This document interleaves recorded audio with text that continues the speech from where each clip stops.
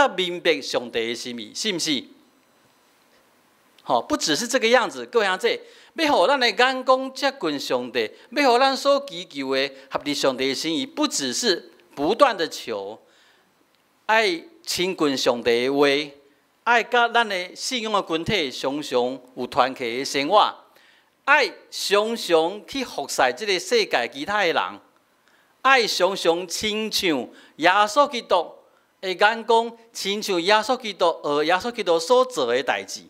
行伊所行的路，安尼渐渐，咱所看，咱所要求讨的，就拢甲伊较成，甲伊较有关系，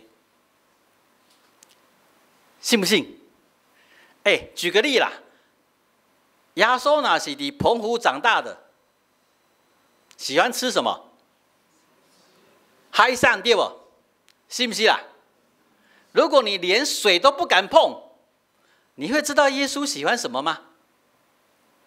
听懂我在讲什么吗？耶稣基督那是一个常常甲弱势者、受苦的人、徛起做伙的人。我们要看到他所看到的，那我们就得安那，咱得爱甲伊耶稣同款。常常甲这弱势的人徛做伙，甲这受苦的人徛做伙，甲这拉巴塞的人徛做伙，算毋是？咱若无去学这个款式，若无去行耶稣要行的路，咱就无法度理解耶稣在看啥，在想啥，要做啥。结果只是我们离他越来越远而已。各位兄弟，咱若要珍惜。大声画出诗篇20篇，咱真正爱操练咱家己，操练咱有上帝的眼光，操练咱心所想所求讨的是合乎上帝的心意。咱唔通干那要真做一个礼拜日的基督徒，唔通干那要真做一个伫厝里要等人来甲你服侍、甲你探访的基督徒。咱大家亲像去学耶稣基督款式，会当伊看到四周围的人，有需要的人，有欠缺的人，当在受压迫的人，这拢耶稣基督袂去放弃，耶稣基督绝对会去亲近的。当咱会当愿意行同款，甲耶稣基督的路同款的时阵，我们才有可能有那个眼光看到上帝要看的事情。才有可能有迄个心通求讨，会当合乎上帝的心意。这是咱基督徒徛伫这个世界应该爱有的咱的责任甲咱的义务。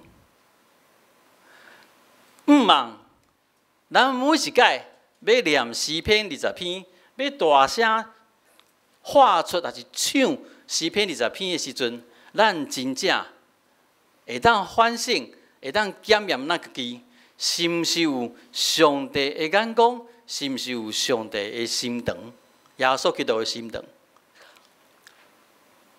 直到有一天，咱敢讲啥物话？我无甲上帝开嘴，无啥，无，我无开嘴，无代志。我若开嘴，伊就安那。伊就互我，敢是安尼讲？